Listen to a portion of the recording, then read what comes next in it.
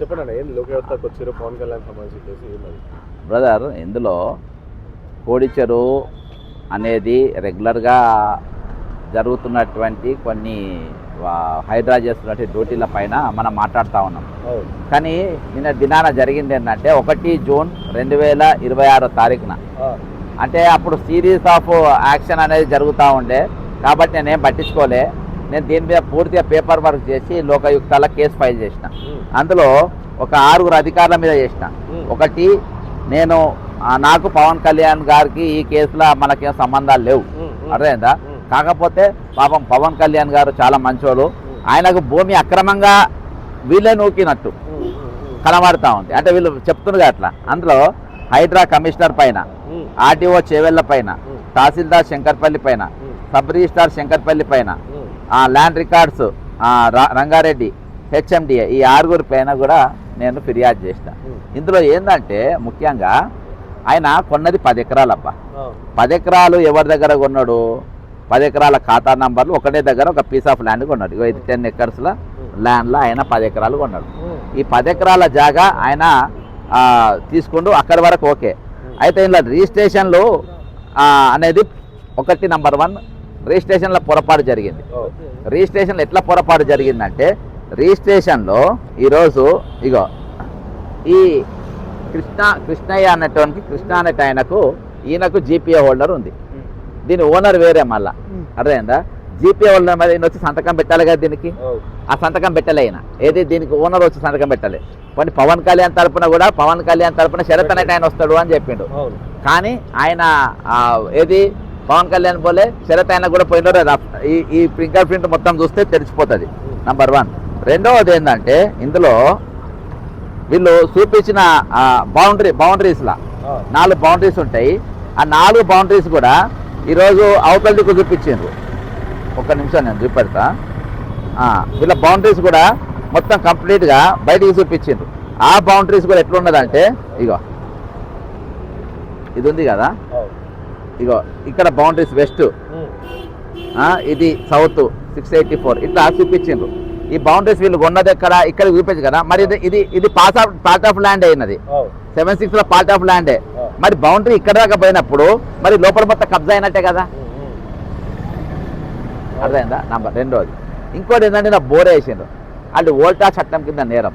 Fencing వేసిండు, అదే వద్దు, అర్థమైందా? ఈరోజు రంగనాథ్ గారు ఏం మాట్లాడతారు, ఆయన బయటకు వచ్చి ఈయన ఇందులో ఏం తప్పు జరగలేదు, జస్ట్ ఫెన్సింగ్ మాత్రమే వేసిండ్రు అని అంటారు. సార్ నేను ఒకటే అడుగుతున్నాను, sir you are IPS, you are Indian police service, public కోసం ఉన్న officer. You are not the personal public relation officer of Pawan Kalyan. నువ్వు పవన్ కళ్యాణ్కు నువ్వు పర్సనల్ రిలేషన్ ఆఫీస్ చూసినావా? రంగనాథ్ గారి నుంచి మాట్లాడితే ఎట్లా వస్తున్నారు పోలీస్ వ్యాన్లు అవి చూపి అన్న, జీబులు అన్నీ చూపి ఎట్లా వస్తున్నాయి. రంగనాథ్ గారి నుంచి మాట్లాడితే పోలీస్ జీబులు, పోలీస్ వ్యాన్లు, పోలీసులు ఏ విధంగా వస్తున్నారు చూడు. అయితే ఈరోజు నేను అనుకుంటా ఇక్కడ డిప్యూటీ సీఎం పవన్ కళ్యాణ్ గారు తెలంగాణ కూడా ఆయన డిప్యూటీ సీఎం ఉన్నట్టుంది, అర్థమైందా? అయితే ఇది ఇప్పుడు ఇక్కడ దాకా బార్డర్ చూపించినప్పుడు, ఇక్కడ దాకా బార్డర్ నీట్గా ఉన్నది చూడు, ఇది ఆయన కాదు, పార్ట్ ఆఫ్ ల్యాండ్ అంటే ఇది మొత్తం కబ్జా అయినట్టే కదా. మరి రంగనాథ్ గారు ఏం కాలేదని ఎట్లా అంటారు? రంగనాథ్ గారు ఏం కాలేదని ఏ విధంగా సర్టిఫికేట్ ఇస్తే, ఒక స్టూడియోకి పోయి ఒక 2.5 గంటలు ఒక స్టూడియోలో కూర్చొని ఏకధాటిగా పబ్లిక్ పైసలు నీకు జీతం ఇస్తారు. పబ్లిక్ పైసలకి వెళ్ళి వాళ్ళ రక్తము చెమటకెళ్ళి చిందించి వాళ్ళకి వచ్చే పైసలతో మీకు జీతాలు ఇస్తారు. ఆ జీతాలు తీసుకొని మీరు ఈరోజు పబ్లిక్ తరఫున మాట్లాడకుండా ఒక దాంట్లో కబ్జా చేసినట్టు వ్యక్తి గురించి నువ్వు ఎట్లా స్టేట్మెంట్ ఇస్తావు? కాబట్టి ఈరోజు సమస్యలు బాగున్నాయి. ఈరోజు నేచర్ మీరు అనుకుంటున్నారు మేము ఏం చేసినా నడుస్తుంది. ఒక గైక్వాల్ అనేట ఆయన తీసుకొని వచ్చి రాత్రి 8 గంటల వరకు కూర్చోబెట్టింది అబ్బా, అర్థమైందా? తిండి తిప్పలు నీళ్లు లేకుండా 90% బ్లాకేజ్ ఉన్నది ఆయనకు. ఆయన బెదిరించి ప్రైవేట్ ఫోన్లు చేసి వాట్సాప్ కాళ్ళు చేసి ఈరోజు ఆయన రమ్మన్నటువంటి పరిస్థితి. ఇవాళ చాలా సమస్యలు. నేచర్ అనేది ఒకటి ఉంటుంది, నేచర్ జడ్జిమెంట్ ఉంటుంది.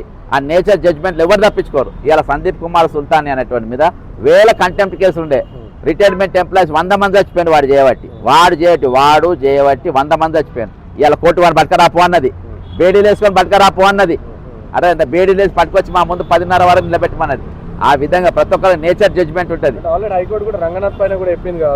వందల కేసులు ఇవాళ బ్రదర్ ఇక్కడ అన్నిటిలో కేసులు ఒక తీరు. లోకయుక్తలో ఒక అధికారి మీద కేసు రిజిస్టర్ అయినంత ఈజీ కాదు. కేసు రిజిస్టర్ అయింది, బాజాబ్తా రిజిస్టర్ చేసింది. అనేకమైన డాక్యుమెంట్స్ ఉంది. నేను ముందే మీకు అన్ని చూపెడితే అవి చూపించి వాళ్ళు అలర్ట్ అవుతారు. ఎందుకంటే ఇక్కడ వాళ్ళు ఐబీ ఇంటెలిజెన్స్ అన్నీ ఉన్నాయి కాబట్టి అన్ని చూపెడతాను. కొన్ని వరకు చూపెట్టినా 14వ తారీఖు తర్వాత నేను అన్ని ఇంకా పూర్తి వివరాలు చెప్తా.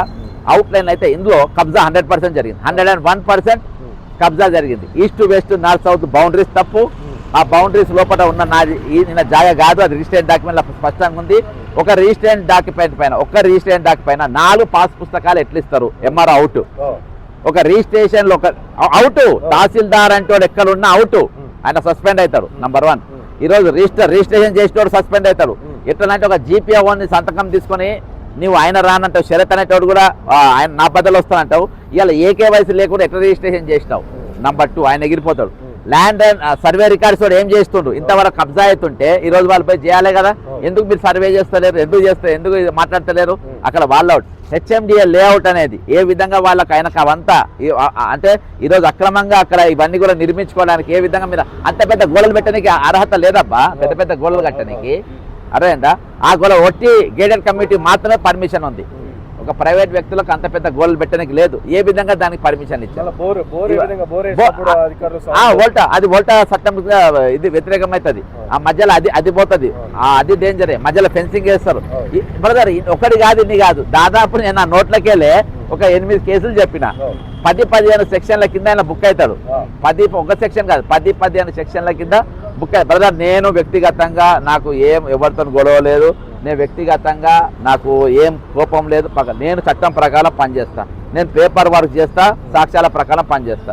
మొన్న ఇంకోటి ఆయన మన ఎవరు రంగనాథ్ గారు ఈరోజు ఈయన పిఆర్ఓ లెక్క ఇవాళ తెలంగాణ సొమ్ము, తెలంగాణ ప్రజలు మీకు జీతాలు ఇస్తారు. మీరు అన్ని అలా కూర్చొని 2 గంటలు నువ్వు పబ్లిక్ టైంని ఎట్లా వేస్ట్ చేస్తావు? నీ టైం మాదబ్బా, నీ టైం నాది. నీ టైం నా కోసం ఖర్చు పెట్టాలి. నువ్వు స్టూడియోలో కూర్చొని కోర్టేమో నిన్ను ముద్దాయిగా ప్రకటిస్తుంది, కోర్టేమో నీ మీద నిన్ను తీసుకొచ్చి బేర్లో మిలిటరీలో తీసుకుపోయి లోపల పెట్టమంటది. అర్థమైందా? రేపు ఇంత నన్ను జోకర్ అంటాడు ఆ స్టూడియోలో కూర్చొని. నేను జోకరా నువ్వా? నేనా జోకర్? ఎవరు? Who is joker? నేను స్పష్టంగా చెప్తున్నా. రంగనాథ్ గారు నువ్వు పేరు చెప్పని పడ్డ రంగనాథ్ గారు మీరు జోకర్ అయ్యారు. అర్థమైందా? మీరు జోకర్ అయ్యారు. కాబట్టి ఇది 101% తప్పు. దీంట్లో 101% వీళ్ళంతా శిక్షారులు అవుతారు. రేపటి దినాన ఇంట్లో అన్ని ప్రూఫ్స్తో సహా మేము వాళ్ళకి ఇస్తాము. వాళ్ళు ఖచ్చితంగా వీళ్ళ పైన యాక్షన్ తీసుకుంటారు. దీన్ని నేను ఏది చేయకుండా నేచర్ అనేది ఖచ్చితంగా దాని జడ్జిమెంట్ దానికి ఉంటుంది. ఇవాళ మీరు ఎన్ని అక్రమాల పాల్పడుతున్నా, ఎన్ని ఇవి చేస్తున్నా, ఇవాళకి ఆయన బుద్ధి మార్చుకోకుండా ఆయన ఇంకా ఎంత తొండి చేస్తారో అంతా ఆయనకే చుట్టుకుంటారు. అంటే హైకోర్టే డైరెక్ట్ చెప్పినా సరే ప్రభుత్వం కావచ్చు ఇంకా సమీక్షిస్తాం అది అని చెప్పి చెప్తారు. అలాంటి లోకయుక్త పైన లోకయుక్తలు అవుతారంటారా? బ్రదర్ ఇవాళ ఇది వేసింది అధికారుల మీద. నేను వేసింది అధికారుల మీద యాక్షన్ తీసుకునే పూర్తి హక్కు లోకయుక్తకు ఉన్నది. ఈ కెనాట్ ఎస్కేప్. అర్థమైందా? కాబట్టి ఈరోజు ఖచ్చితంగా నేను ఏదో ఒక దగ్గర న్యాయం జరుగుతుంది. అసలు నేను రిజిస్టర్ కాదనుకున్నా, అసలు రిజిస్టర్ అయింది, పేషీ పెట్టిండ్రు, పిలిచిందంటే 101% దీనిపైన ఇస్తుంది. వాళ్ళు కూడా దీన్ని ఏదో తిమ్మినిబమ్మని చేసే ప్రయత్నం చేస్తారు. అయినా కానీ ఏది చేసినా చేయకుండా బ్రదర్ ఇవాళ మీరు దొరికిపోయినారు, డాక్యుమెంట్ దొరికిపోయినాయి, పేపర్లో సహా దొరికిపోయినారు. అర్థమైందా? మీరు తప్పించుకునే అవకాశం ఉండదు. ఖచ్చితంగా ఈరోజు మీరు ఎవరిని ఏం పేరు పెట్టి పిలిచినా, మీరు ఎక్కడెక్కడ మీరు ఏ స్టూడియోలో పొద్దు తిరిగినా, ఎన్ని మీరు నిర్దోషి అని చెప్పుకునే ప్రయత్నం చేసినా ఏడ కూడా మీరు తప్పించుకోలేరు. అర్థమైందా? ఇలా బ్రదర్ ఒట్టిగా రిజిస్టర్ చేయరు కదా. ఒక 6 అధికారుల మీద ఏ డాక్యుమెంటేషన్ లేనిది ఏది లేనిది ఒట్టిగా ఇది చేయలేరు కదా. వాళ్ళు అడుగుతున్న ఫోటోలు తీసుకోనికి నేను మీకు ఎందుకు పెడతా అంటే వాళ్ళకి నేను క్లూ ఇవ్వదలుచుకోలేదు. అర్థమైందా? వాళ్ళకి ఏ కూడా క్లూ ఇవ్వదలుచుకోలేదు. కాబట్టి అన్ని కోర్టులో ఉన్నాయి, కోర్టు పరిధిలో ఉన్నది. వాళ్ళు చేసుకున్నాక మీరు చాలా సార్లు చూపెట్టారు. మీడియా కూడా డైరెక్ట్ కోర్టు దగ్గరికి వెళ్ళి కూడా డైరెక్ట్ చూపెట్టినాం మీడియా వాళ్ళకి, సోషల్ మీడియా అయినా కూడా ఇన్ని ఆధారాలు కూడా రంగనాథ్ కావచ్చు లేకపోతే అంటే అక్కడికి ఇప్పుడు బ్రదర్ అక్కడ మీడియా ఏం చేసిందంటే అక్కడ పోయి చూపించింది. అక్కడ మనం ఏం చేసినా పేపర్ వర్క్ చేసినాం. ఇప్పుడు డాక్యుమెంట్ పరంగా కేసు ఫైలింగ్ అనేది ఇంపార్టెంట్. ఆ ఫైలింగ్ కేసు అంతా నేను చేసిన ఈరోజు. కాబట్టి ఈరోజు ఇవాళ ఎక్కడ కూడా తప్పించుకునే అవకాశం లేదు, ఏదో ఒక దగ్గర దొరికిపోతారు. అర్థమైందా? ఇవాళ దానికంటే పెద్ద శిక్ష ఈరోజు ఆల్రెడీ ఆయన అనుభవం తెలియకుండా ఇవాళ శిక్ష అని తెలుసా? ఏ మీడియా వాడు పోయినా క్వశ్చన్ అడుగుతాడు, ఏ మీడియా అయినా నీ ఇల్లు చెరువులు ఉందంట కదా అని అంటాడు.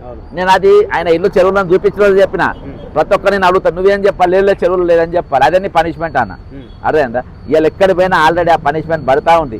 వచ్చే రోజులలో బ్రదర్ నేను ఇన్ని రోజులు ఆయన వ్యక్తిగతంగా ఏం దందాలు చేస్తారు, ఏం చేస్తారు, ఎవరెవరికి ఫోన్లు వస్తారు, ఎవరిని ఏం పెద్ద పట్టించుకోలే. ఇప్పుడు పట్టించుకుంటా నేను, ఇప్పుడు బరాబర్ పట్టించుకుంటా. ఎక్కడ ఏమేమి జరుగుతుంది, ఏమేమి స్కాములు చేసిండ్రు, ఎక్కడెక్కడ సెటిల్మెంట్ చేసిండ్రు, ఎక్కడ దందాలు నడిచింది అనేది మొత్తం చేస్తా. ఇవాళ నేను వచ్చి ప్రభుత్వం పైన, ప్రభుత్వంలో జరుగుతున్న అక్రమాల పైన టాప్ 20 పైననే పెట్టుకున్నా, కానీ వేరే వీటి మీద పెట్టుకోలే. కానీ ఈరోజు ఈయన అంటే హడ్డు దాటి వెళ్ళిపోతుండు. ఒక అధికారికి ఏం పని బాస్? శివధర్ రెడ్డి గారు మొన్నదాకా డీజీపీ గారు ఉండే, ఆయన డ్యూటీ ఉన్నప్పుడు ఎప్పుడన్నా మన స్టూడియోలలో చూసినామా? ఎక్కడన్నా ఆయన ఇంతసేపు చూసినామా? పోనీ సివి ఆనంద్ గారు ఇప్పుడు డీజీపీ ఎప్పుడైనా చూసినామా మనం? సజ్జనర్ గారు సిపిగా ఎప్పుడన్నా స్టూడియోలో పోయి కూర్చొని గంటలు గంటలు కూర్చొని 2.5 గంటలు on duty. Hydraa commissioner busy schedule ఇది, నీకేం పని పాట లేదంట, పోయి ఎందుకు కూర్చుంటున్నావు నువ్వు? చిల్లరగా అనుకుంటారు అబ్బా నీ గురించి. నువ్వు ఐపీఎస్ ఆఫీసర్, నువ్వు హోంగార్డ్ కాదు. హోంగార్డు కూడా కూర్చోరు, హోంగార్డులు కూడా నేను టైం ఇప్పుడు నువ్వు ఆయన మైక్ పెట్టు, నేను ఇయ్యాలని వెళ్ళిపోతాడు. ఆయన ఇంకా అంతమంది పోలీసులు ఉండరు కదా సివిల్ డ్రెస్లో, వాళ్ళ పోయి మైక్ పెట్టు, సార్ ఏమన్నా మీ వాయిస్ ఇస్తారంటే మేము మా డ్యూటీ కాస్తారని మారిపోతాడు. అసోంటిది నీకు ఇది హోంగార్డుకున్న బుద్ధి లేదు నీకు, ఇంత కూడా హోంగార్డుకున్న తెలివి లేదు నీకు. ఈరోజు హోంగార్డులు కూడా మీడియా ముందుకు రారు, హోంగార్డు కూడా వాయిస్ రారు. అరే వాళ్ళ ముందు మైకులు పెట్టి వాళ్ళని మాట్లాడతారు, ఎవరు మాట్లాడరు, వెళ్ళిపోతారు వాళ్ళు. వాళ్ళకున్న తెలివి లేదు నీకు. కాబట్టి ఇంకోసారి మీడియా ముందు కనవాళ్ళ దాని మీద కూడా ఏమైనా సెక్షన్ ఉంటే చూస్తా. ఇంకోసారి మీడియాలో కనవాళ్ళ దాని మీద కేసులు పెడతా. లేదు బాస్, ఇది సరే నేను దానికోసం జీతం ఇస్తున్నా, టైం ఇస్తున్నా. గైక్వాల్ అనేటి ఆయన తీసుకొచ్చి 8 గంటలు నిలబెట్టిందంట, 8 అవర్స్.